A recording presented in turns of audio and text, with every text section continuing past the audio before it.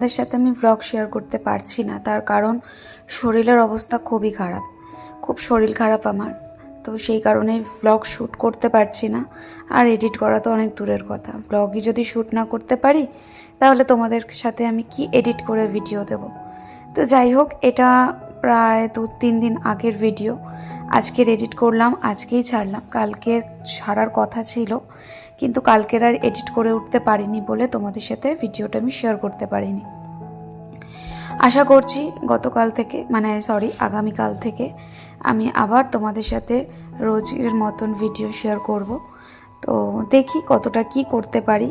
আর শরীর খারাপ বলতে আমার এই 2 দিন ধরে খুব বমি হচ্ছে, আর একটু জ্বর রয়েছে, আর ওই আগের মতনই একটু পেটের ব্যথা।